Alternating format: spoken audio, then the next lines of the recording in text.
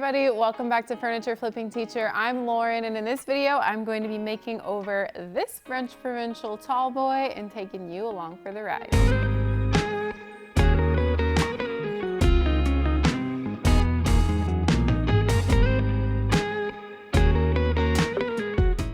Typically, I don't pick up only tall boys because I've found in my market at least that they are a little bit trickier to sell on their own, but sometimes they aren't. So it's been a while since I have sold just a single tall boy chest like this.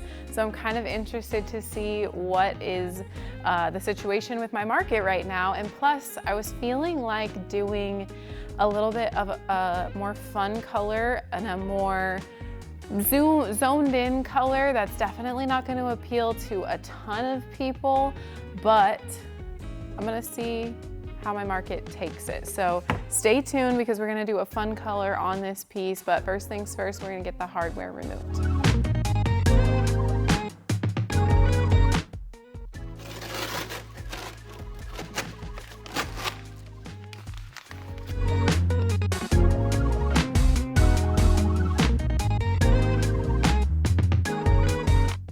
You guys know I'm always an advocate for keeping the French Provincial hardware when it is a French Provincial style piece, because I just think that it complements the curvature so well.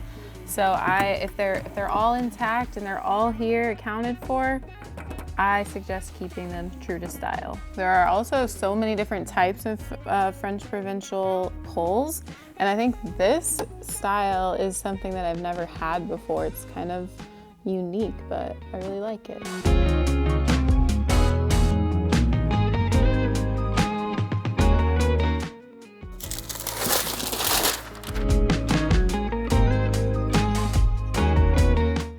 Next step is to clean. As with all of the pieces of furniture that I have in my workshop, this one's pretty dusty, so it definitely needs to be cleaned. And I always like to clean the second step because I like to just start with a fresh, clean slate, and I don't want to grind any of the oils and dust down into the surface of the furniture when I start to scuff sand. So that's kind of my reasoning behind. There's a couple different reasons. I get asked a ton why I clean before I sand because I'm just gonna have to wipe back the sanding dust, but that kind of is the method to my magic going on. The method to my madness, I think, is actually how you say it. I'm gonna be using the Lily Moon Furniture Prep Cleaner. This is a cleaner that you do not have to rinse off, so it's just a one and done. Spray it on, wipe it back, and then you're good to go.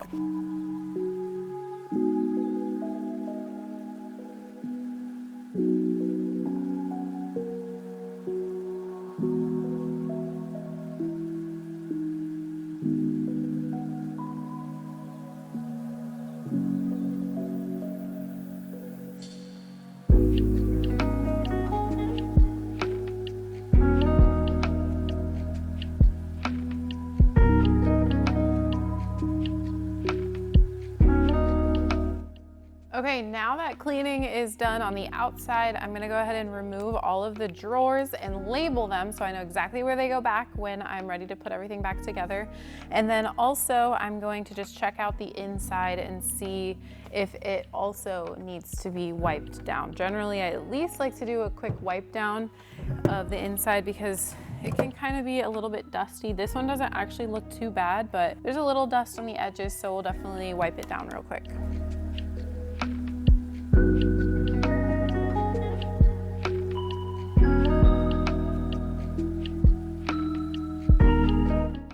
Okay, everything's cleaned up now. So I am going to go ahead and scuff sand the drawers and the body of the piece. And these are super curvy, as with all French Provincial pieces really.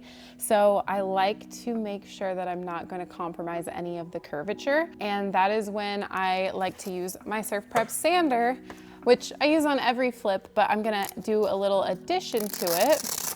And I am going to put this foam protection pad onto my sander here. It's called an interface pad, and it will just be a little bit more squishy than the hard sander itself. And then I will put my 120 grit sandpaper on there. And that way, when I go over any curves, it can conform to the actual curvature of the piece of furniture, of the dresser, or of these drawers, and it won't flatten anything out. So again, I really like this addition to the Surf Rep sander, but they also have a ton of abrasives and interface pads like this for even sanders that they don't sell. So if you have an orbital sander, or if you have a mouse sander, things like that, check out their website and use my code FFT10 to get you some money off of your order as well. But that's a super cool feature that can be added onto any sander thanks to Surf Prep. Cool invention. All right, let's go ahead and scuff sand.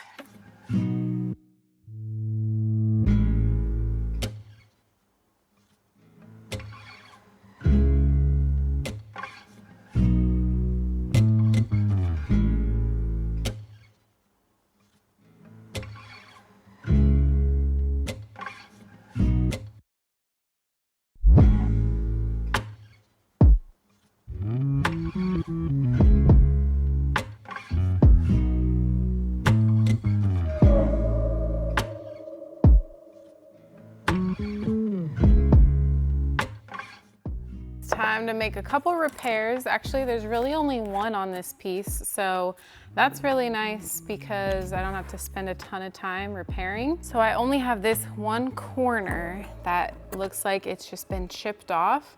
So I'm gonna be using some Bondo or Wood Restore putty here, and it's a two-part formula.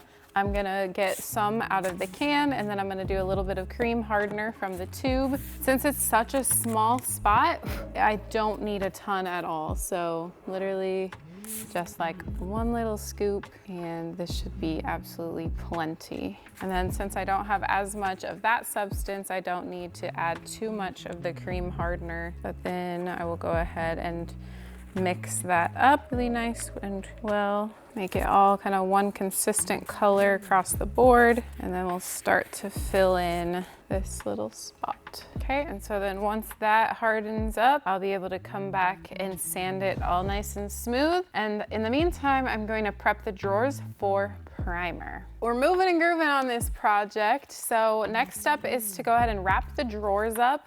I have my favorite plastic and tape combo.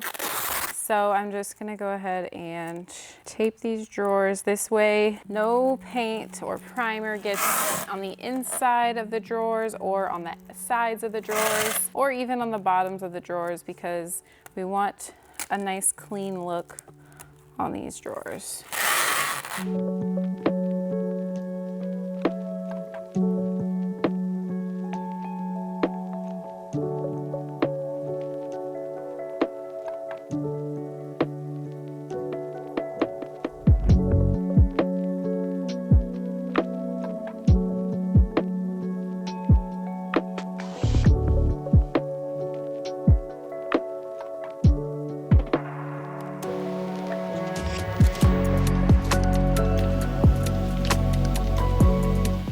It's prime time. I am gonna be using the Dixie Belle Bonding Boss in the color gray, and I'm gonna go ahead and load up my Wagner sprayer. This is the fine detail nozzle that I'm going to be loading up. This is what I always use on furniture whenever I'm using a Wagner sprayer. It does come with two nozzles, but it's important that you do the fine detail nozzle, which is the smaller one, rather than the larger one. The larger one's more for like walls and bigger surfaces like that don't need as fine of a finish as furniture does. And then of course I've got my strainer here, and we'll go ahead and strain the primer right on in there like so. And this will just ensure that there's gonna be no chunks inside of the bottom of the container or anywhere in there and potentially clog up the sprayer mid-spray. That is the worst because you don't really know what's going on. You have to stop what you're doing. You have to clean out your sprayer again, which is already one of the worst parts about using a sprayer, even though it's not that hard, but it's just like a hassle. So once this strains all the way through, we'll get connected, and I'll be using my Wagner spray tent to kind of protect my area from a lot of overspray from the paint sprayer, and we'll get to priming.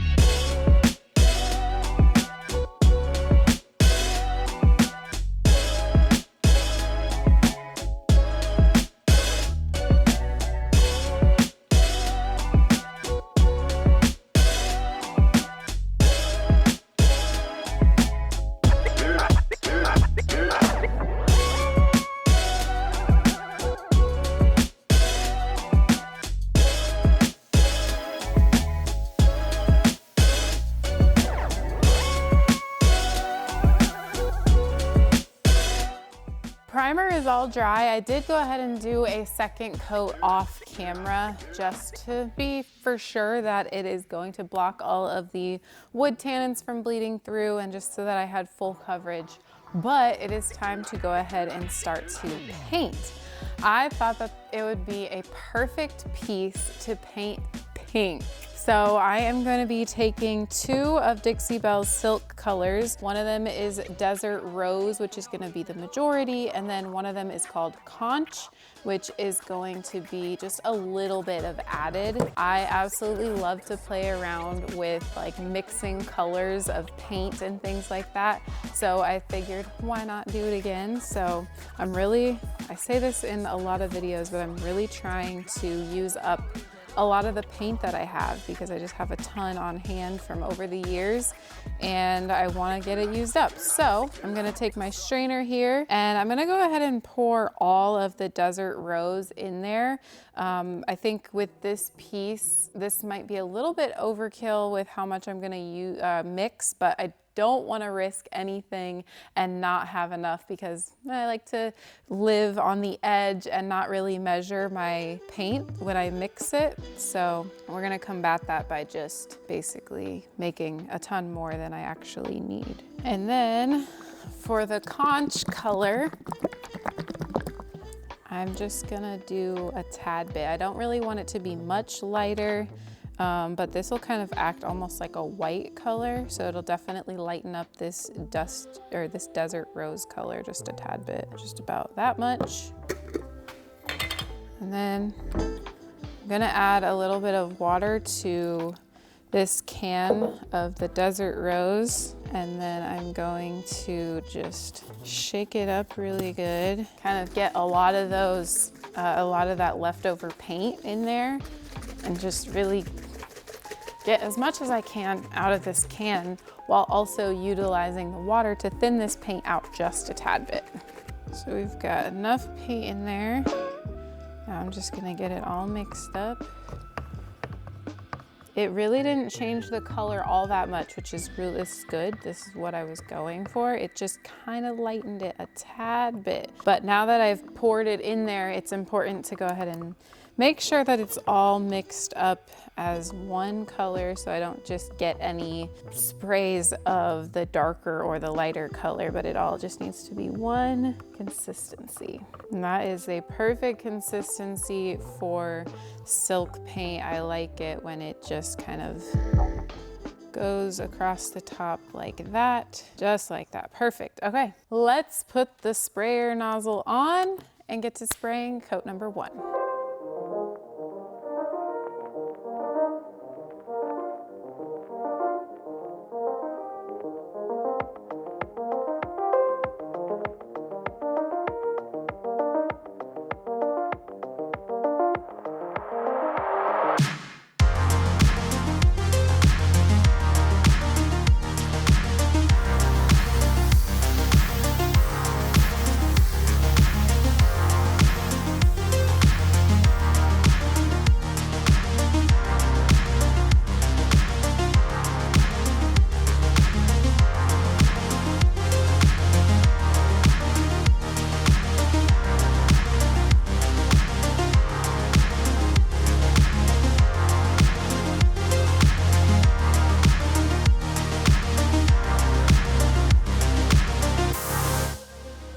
I'm gonna use a little foam sponge sander, and I am going to just smooth out the first coat of paint before we get on to coat number 2.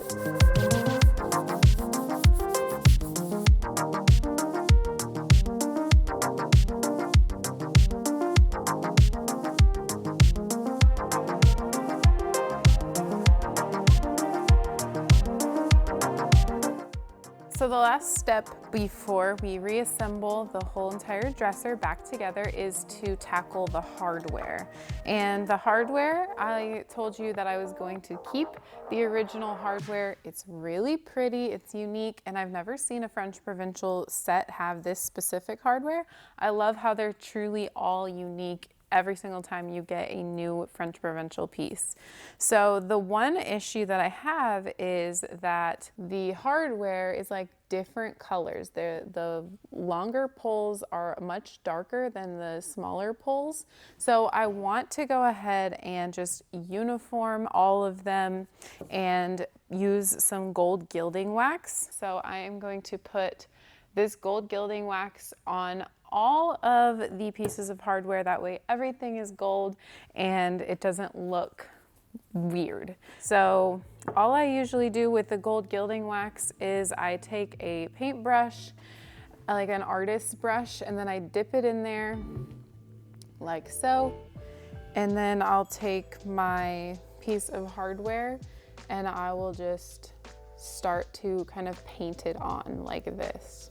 And then I'll cover the entire surface. And when I am doing that, I'm just making sure that everything is well covered with the gold gilding wax. And then after about 30 minutes, I come back and kind of buff it out, just making sure that there's no excess anywhere. And then after about another hour or so, the gold gilding wax is completely cured and it's on there and it should not ever come off. It's oil-based, so it just kind of hardens up and it does not need any sort of top coat. So once it's on there and it's not coming off, which is really nice because it doesn't come off on your hands when you are like opening the drawers or putting your fingers anywhere where you may have put the gold gilding wax. I have personally used pieces with gold gilding wax on the hardware that I have done, and it has not ever rubbed off on my hands. So I know from experience with my own furniture that this is truly a good product and it really does stay on the piece for the long term. I will say it's best if you use gloves with this because since it is oil-based, it does kind of stay on your hands probably for longer than you would like. It doesn't necessarily just come off with soap and water. So just a pro tip there if you don't want gold on your hands for very long. Throw some gloves on.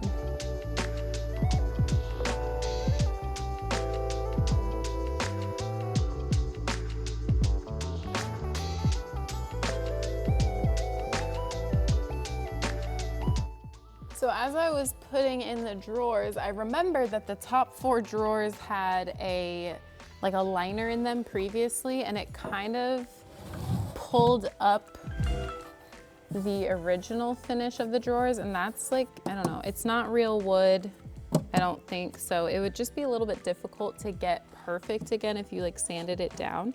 So something that you can do to add a little interest on the insides of the drawers but also cover any flaws like this is to grab some peel and stick wallpaper and cut it to size and then stick it in there, and it'll just give it a cute look on the inside. I found this in my stash that I used on another flip at one point. I'll link it down below. It's super pretty.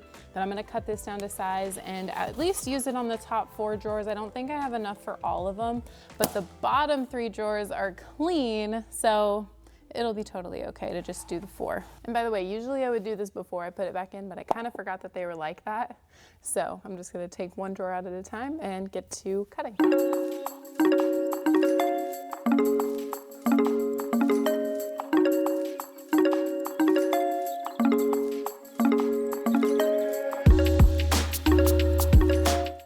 Let's get this hardware installed. This piece was pretty quick. Honestly, I knew it would be because there was not a lot of repairs and I wasn't really changing much other than the color of the piece, but I'm absolutely loving the way that it looks. I think would look so cute in like a girl's room. If your drawers are like stuck in there, you can always just take like a smaller screwdriver and pull it out like that. And then we'll just go ahead and slide in the new hardware like this. Wait, I think it goes like this. Yes. Oh, that's pretty.